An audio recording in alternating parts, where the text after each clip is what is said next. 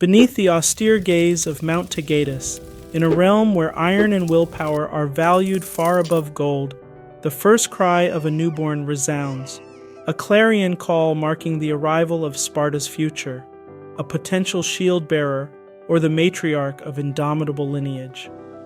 You stand at the threshold of ancient Sparta, the year 400 BC, a society where destiny is not a matter of chance, but of design.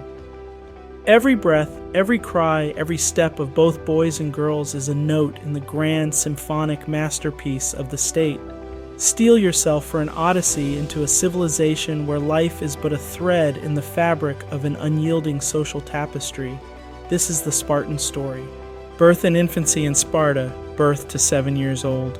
The birth of a Spartan was not merely a family affair, it was a state concern. The rigorous selection process is vividly described by Plutarch, where the community's elders inspected each newborn. This inspection was not a cursory glance, but a thorough examination of vitality and physical robustness. Babies showing any signs of frailty or deformity were taken to the apothetai, a chasm at the foot of Mount Taygetus, and left to die. This harsh practice ensured that only the fittest survived, cementing the military might of Sparta from the onset of life. Surviving infancy was therefore the first of victory for a Spartan child, but the challenges continued. Unlike their Athenian counterparts who enjoyed a variety of foods, Spartan infants were often fed a simpler diet. The focus was not on palate pleasure, but on nourishment alone, as suggested by later Roman commentators who perhaps exaggerated Spartan austerity for effect. This frugality was intended to acclimatize the children to the hard life ahead. Mothers played a pivotal role during these formative years, and their duty extended beyond mere nurturing. Spartan women were expected to instill in their children the values of their society from an early age. They would often share tales of bravery and valor to prepare them mentally for the trials to come. It was believed that a Spartan mother would tell her son to return from battle either with his shield or on it, encapsulating the Spartan ethos that valorized bravery over survival.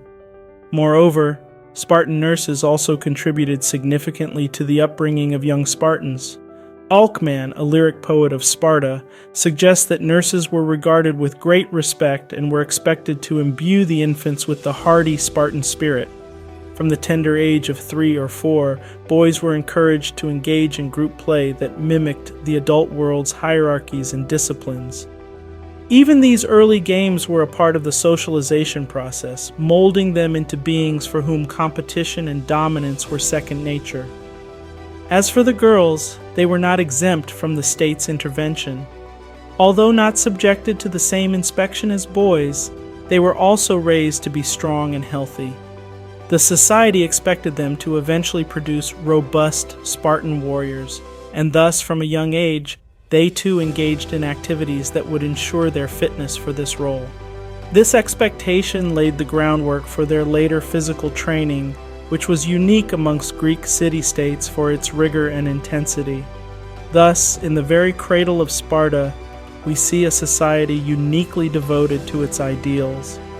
The lives of its citizens, male and female, were not shaped by individual desires or familial bonds, but by the overarching needs of the state. This early period of Spartan life was a crucible, one that ensured the future of Sparta would be carried forth by those capable of bearing its weight. Diet and discipline in Spartan education, 7 to 18 years old. Within the rigorous framework of Spartan education known as the agoge, diet and discipline were inextricably linked. The famous black broth has intrigued scholars and lay people alike, a concoction that consisted of pork, blood, salt, and vinegar. This austere meal was not designed for pleasure, but to fortify the body against the rigors of hardship and warfare. It was reputed that a man from Sybaris, after tasting it, exclaimed that now he understood the Spartans' indifference to death. Beyond mere sustenance, the act of eating itself was a communal endeavor in Sparta. The Syssitia were more than dining clubs. They were institutions where social and military cohesion was fostered.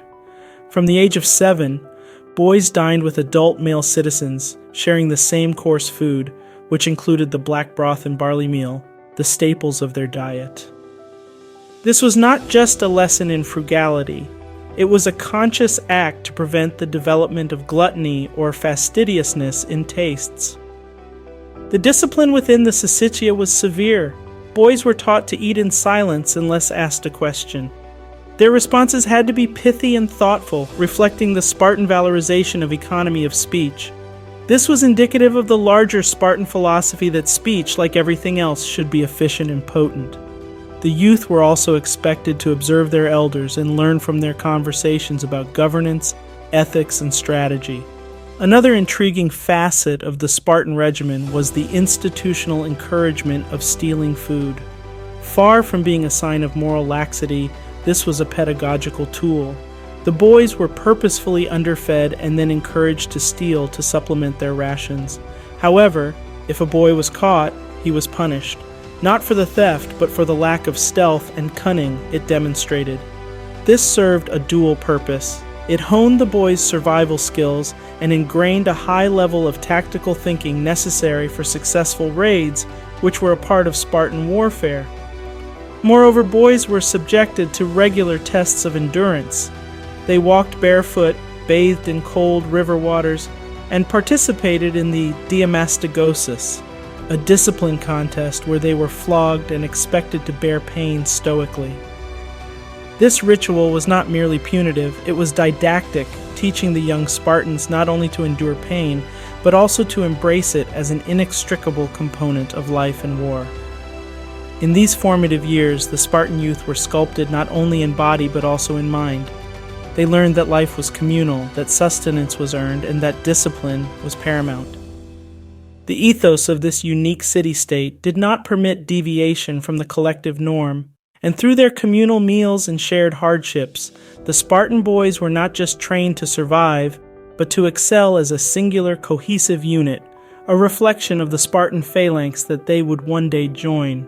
Coming of age in Sparta, 18 to 20 years old. Progression from adolescence to adulthood in Sparta was marked by continued military and civic discipline. At 18, Spartan males entered a transitional phase where they joined the ranks of the paidonimos, a term that may refer to both the office in charge of youth education and discipline, and the enforcers themselves, who were typically elder Spartans. This role was critical as it bridged their education with real-world application, reinforcing the values and customs they had been taught since childhood. These young adults were entrusted with upholding the societal order, ensuring that the younger boys adhered to the strict Spartan regimen. They were in effect the city's moral custodians and were expected to exhibit exemplary behavior and unfaltering discipline at all times. By 20, a Spartan youth had to face a critical societal test. He was eligible to join the prestigious ranks of the Spartan army and the syssitia, yet he needed the approval of the existing members. This was no mere formality.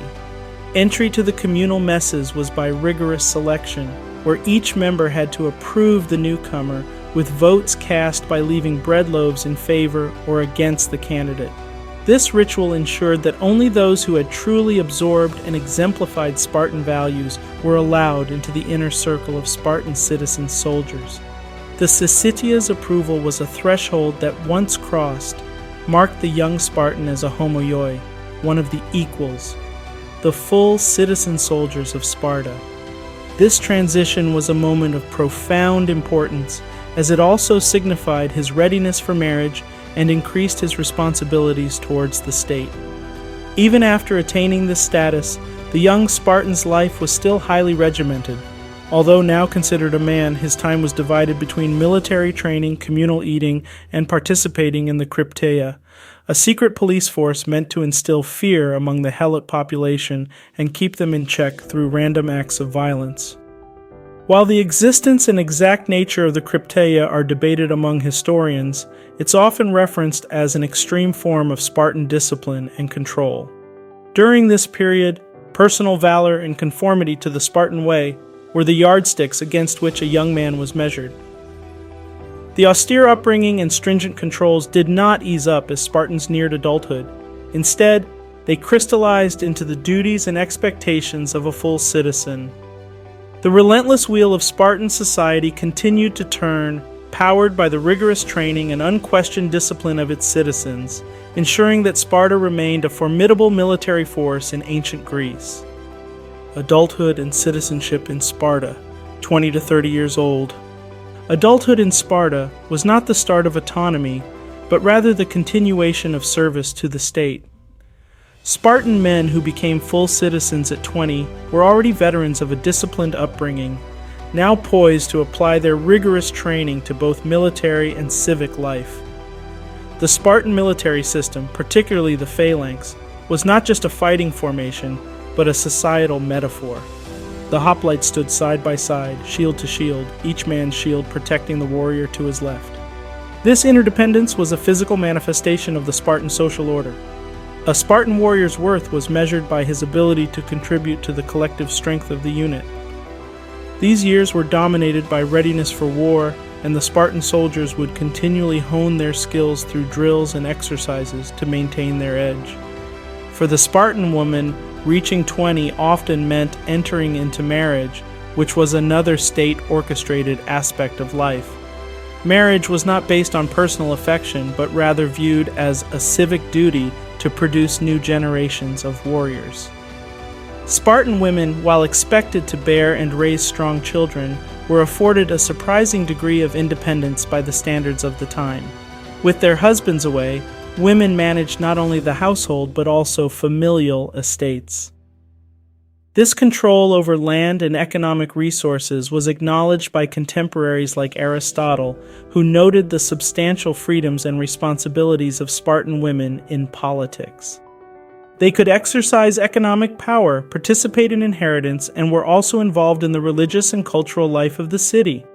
The age of 20 also marked the time when a Spartan male might be selected to join the elite Crypteia. This secretive institution is often described as a brutal rite of passage, where young men were sent out into the countryside, left to fend for themselves without assistance, and tasked with keeping the Helot population, Sparta's state-owned serfs, in check. While there is ongoing debate among historians about the nature and function of the Crypteia, it is frequently cited as an example of the extreme measures Sparta took to maintain its social structure. In the public sphere, Spartan men were expected to contribute to civil society. They attended the Apella, the assembly of citizens, and could be elected into various councils and offices. The Gerousia, a council of elders which included 2 kings and 28 others over the age of 60, was one such body that a Spartan could aspire to join later in life. Thus, during their 20s, Spartan citizens, both male and female, played crucial roles within the structure of their society. Men lived as professional soldiers, embodying the state's military prowess, while women exercised a degree of social and economic control that supported and sustained the societal framework upon which Sparta's military dominance rested. Mature age and mentorship in Sparta, 30 and older.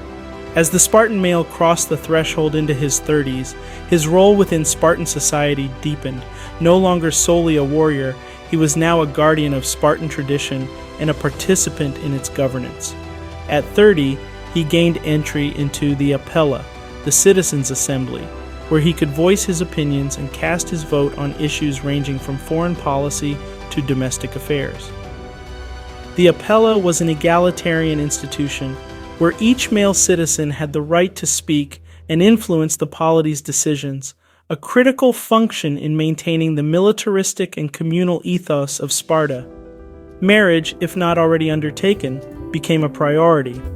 Spartan social structure placed significant emphasis on producing offspring, as the perpetuation of a strong and vigorous citizenry was seen as paramount to the state's survival. By this age, Spartan men were expected to have secured the future of their oikos by fathering the next generation of warriors and mothers of warriors. The mentorship role taken on by men over 30 was an essential facet of the Spartan education system. As veterans of both the agoge and the military, these men brought with them years of experience and an intimate knowledge of the Spartan ethos. The Irenes, men who had completed the agoge and had fought in at least one campaign, were charged with overseeing the training of boys in the agoge. They taught not only military skills, but also the social, cultural, and moral values that were the bedrock of Spartan life. Mature Spartans were the embodiment of the city's virtues. Their lived experiences served as a manual for the younger generations. They provided living lessons in discipline, loyalty, and the importance of subsuming personal desires for the greater good of Sparta. These values were imparted through direct mentorship and also through the example set in daily life. The mature Spartans showed that the discipline of the agoge did not relax with age, but was a lifelong commitment. Their influence extended beyond the confines of the agoge. As landowners and heads of households, mature Spartans were expected to manage their estates effectively, ensuring that they could fulfill their obligations to the syssitia and contribute to the communal needs of the polis. The economic, military, and social aspects of their lives were intertwined, each facet reinforcing their role as stewards of Spartan culture and tradition. Thus, reaching the age of 30 marked a transition from soldier to citizen leader within Spartan society. As mentors, they shaped the minds and bodies of future generations, while as citizens in the Apella, they steered the state.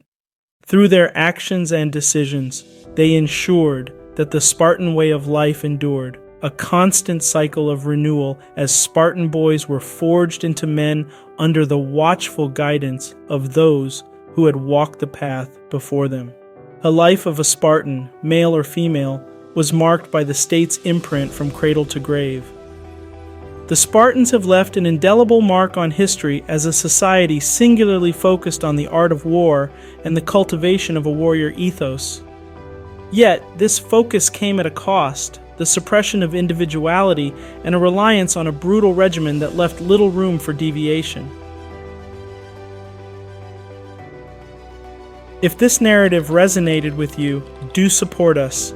Hit that like button, drop a comment with your thoughts, and subscribe. Thank you for staying with us to the end. See you in the next video on Plaid Chronicles. Hopefully you will enjoy one of the videos above. Thanks.